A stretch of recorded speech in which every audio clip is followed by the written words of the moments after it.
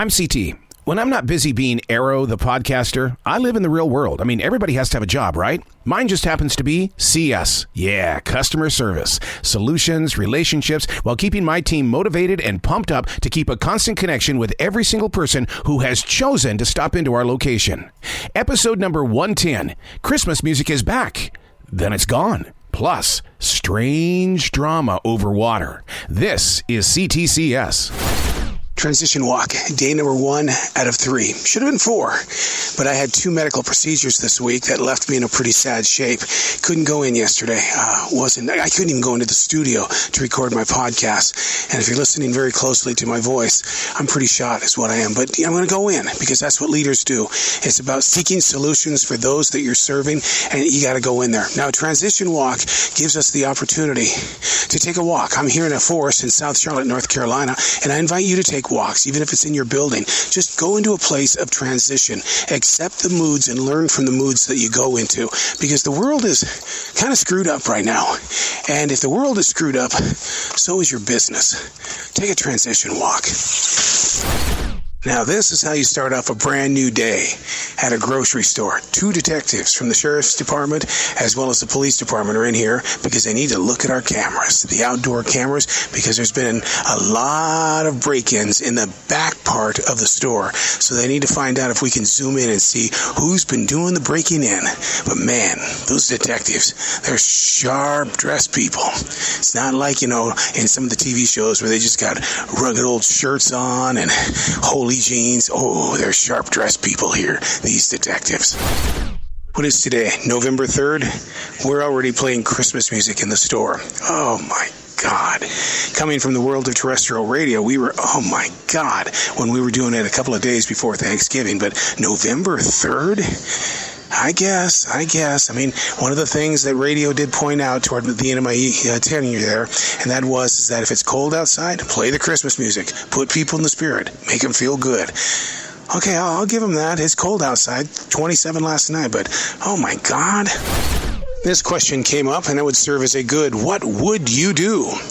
As a consumer, as one who shops at a grocery store, as a guest of this store, what would upset you more? Somebody who has nothing in their arms that's saving a place at a register for someone who is shopping in the store, and you have to wait until they get to the register? Or would it upset you more with somebody who's got only half of what they have in the basket, and they're waiting for the other half to come up in the next few minutes? Which one would upset you the most? I'll stick to my truth when I say that anybody who wants to get into broadcasting needs to go get a job in retail, at a grocery store, maybe, just even at a fashion store. And the reason why is because you get to see your customer or your guest several times a week, and you develop that relationship. Whereas in radio, the only thing that I had with a relationship was whoever was calling into the studio at that time. Sure, we went out and we did live remotes, and we did live appearances, but it still wasn't that connection that we have here at the grocery store. And it's like, I waited this long to see who my community really is. So I always suggest that if you're going to get into broadcasting, you go get a job in retail. Go spend some time in the community, get to know who your city is, and then grow with it. And if you are in broadcasting right now, go get a part-time job in retail and see who you're communicating with. There's reports of 2 teenagers going into the men's room, even though it's a single men's room. 2 teenage boys that are in there with about 14 cans of, it looks like, Monster drink. And so they've got book bags, and now we're standing outside the bathroom to see if we can catch these guys. But if we don't see them put it in that book bag, in all honesty, there's absolutely nothing we can do. I don't know if I should take this as a personal threat, and maybe I should report it. But a guest comes up to me, a woman, and says, you know what you need? You need your ass kicked. And I went, really? I said, what would be the reason behind that? Well, you just need your ass kicked. And so I started really listening to what she was saying in the way that, okay, I guess if I need my ass kicked, I'd like to know why I'm going to get my ass kicked. And she goes, look, somebody put the truffles over there by the bacon. The second I turned around from the bacon and those truffles were there, I was poisoned. I had to have those truffles, and I think you put them there, and I'm going to kick your ass for it. Transition walk, day number 2 out of 3. Walking through this beautiful forest in South Charlotte, North Carolina. 43 degrees, sky a beautiful blue. Look at that, the moon is still up there, and it's like 11 o'clock in the morning. and the crackling of the leaves beneath your feet. There's a reason why I go on a transition walk, and I invite you to do the same thing. You know, the senses that you have, sight, smelling, listening, every one of them serve you. And in order to serve others around you, you got to tap into the energy that's around you. So taking a transition walk is a great thing, especially I'm dealing with something that I didn't expect. We lost M.O.D. Gray last night. He's being transferred to a different store. Shock, it really is. I've never been able to get used to people that move on. Radio was horrible when it came to people coming in for about 5 minutes and then taking off. And being at a grocery store, I'm seeing that it's no different. The reality of being in business. The drama of the everyday world. The slightest things can become, oh my God, the world is coming to an end moments. So I get in the car, and for some reason my seatbelt won't click. Man, I went 5 minutes, keep your cool, find your calm. 6 minutes, 7 minutes, still wouldn't click. Here I was, click, wouldn't click in. And I'm thinking, can I drive this vehicle with a seatbelt that doesn't click in? What was I going to do? Well, I finally figured it out. WD-40. That's like the miracle drug, right? Well, I used it. And my drama, after about 15 minutes of trying to get into this car and lock the seatbelt, I'm finally on my way to the store. I've just received word that Doritos has created a brand new chip. It's called Doritos Silent. And the purpose of this chip is for gamers. Because when gamers are talking and they're playing their games, you know, they've got those microphones and things in front of their faces. People get really irritated about hearing that chomping on their speakers. So Doritos has created the Doritos Silent. I can't wait till it comes in because I really want to see if it still has that Dorito flavor. And, you know, that crunch to me is part of the adventure. People tend to forget their groceries all the time.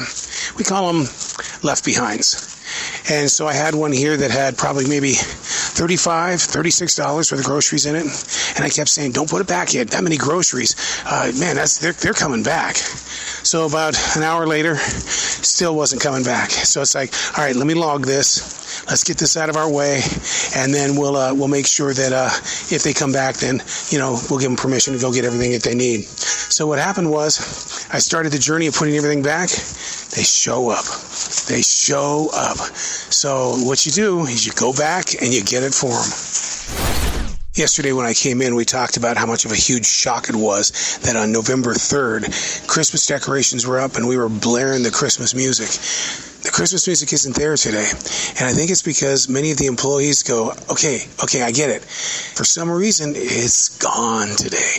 It's not back to the regular music we play either. It's just as silent as all can be. But seriously, what would you do in a situation like this? If you were, in a place of business that's already doing Christmas music for 2 months ahead of the schedule, what would you do? How do you handle it? Is it something you can talk about? Or do they try to silence you saying, it's not your business? Is your name on the building? What are you going to do? What would you do? Man, I thought we had it bad when it comes to theft. The owner of a pizza joint comes in tonight, just as frumpy as all can be. I said, wow, dude, this is not you. Something's on your mind tonight. And he says, you're not going to believe what just happened to me. He says, we have the to-go pizzas in a special area. This guy walks in and he steals one of the pizzas. And right away you're going, well, damn, now I got to make another dang pizza. And then the strangest thing about it was the guy returns to the pizza place. And he goes, what do you want? You took one of my pizzas. Well, what are you accusing me of? You took one of my pizzas. No, well, you stole my phone. What do you mean I stole your phone? Hey, I took a pizza because you stole my phone. I didn't steal your phone. So now there's this big fight right there at the pizzeria because the guy is accusing the owner that he stole his phone. And the owner of the pizzeria is telling him, no, you stole a pizza. He says, let me go get the film ready and let me show it to you. And the guy ends up leaving. Transition walk, day number 3 out of 3. This is what they call an Indian summer. It has to have a freezing night below 32 degrees, and then one day that follows can be 74 to 80 degrees, like it's going to be today in this forest. That's called an Indian summer, so it is gorgeous inside these trees today. Got to take this transition walk, man. It's about clearing your head and heart before you give your head and heart away to a community that steals. They lie to you. They bring things to you and they go, I don't know why they instantly turned black when I got them home. I don't know either. I want my double the money back. Okay, let's work on a solution. What are you doing? Running the shit show. What are you doing? Starring in the shit show. Yeah. Welcome. Our star actor's here. Actually, it's not been that bad. I mean, it's been busy. There's a big fire outside. No, there's not. You see it? Shut up. Yeah. Where? It's outside. Yeah, it looks like it's in front. We just had a fire from over there. That looks like it's over in the South Park area again. Wow. Jesus. Why didn't you tell me about that? I found out like 5 minutes. Well, it looks like with the color of the smoke, it looks like it's out. Yeah. Well, it doesn't look like it's nowhere near. What was the last one? A 4 alarm? 5 alarm? Yeah.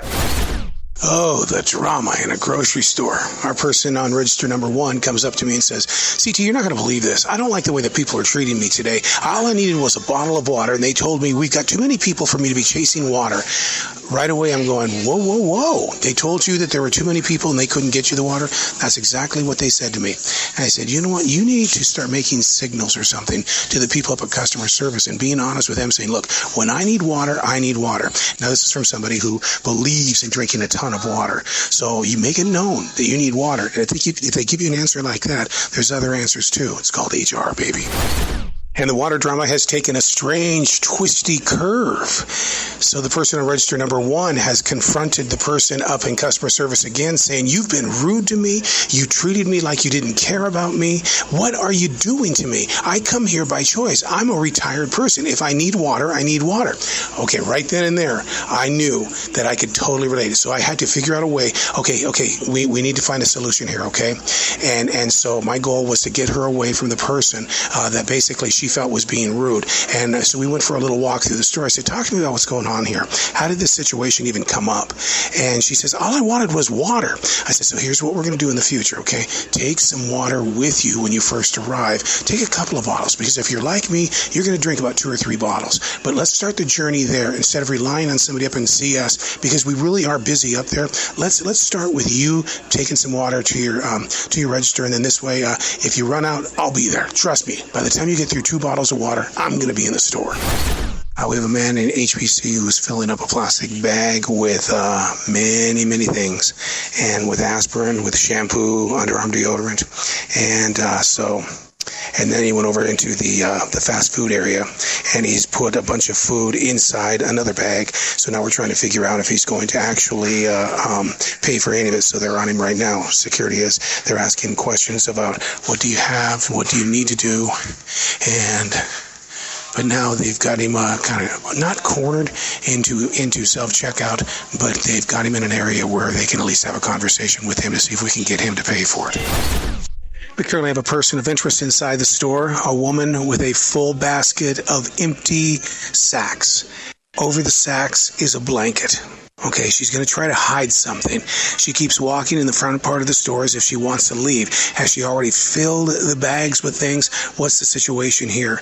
We got her to go into register number 3. She was there for about 3 seconds and said, hold on, I've got to go find something else. And we haven't seen her since. So we have to make sure that we have security on the doors right now. But what is the reason why the bags are covered? That's the interesting part about this whole thing, and that's why it has our attention. The situation has heightened. She's on aisle number 4 right now, and she's now yelling at other guests. We don't know what she's yelling at, or if somebody tried to or said something to her because of the blanket over the basket. She's not in a happy condition at all, and she's asking people to stay the hell away from her. Do not talk to her. Get away from me right now. For the love of God, we've got even a bigger problem. We have a woman, an older woman, that's on the electronic cart. She's eating food while she's shopping. She's notorious for stealing things. She's come up to me and she said, can I ask you to take $2 or $3 off from this Kool-Aid? I can't afford it at the price that you've got it. Can I get $3 off? And I said, well, no. I said, I don't have the power to do that. Well, is there a manager here that would do that? And I think it's the first time I looked kind of real with her. And I said, you do realize this is a business. if I take $3 off, the situation is we're now losing money. And because, I mean, she does this all the time, but now she's disappeared in the store with her basket, and we're wondering if she has taken it and she's walked out the door. Hey, thanks for listening to C.T.C.S. At your place of business, start a podcast. Let the world know what really goes on behind the curtain.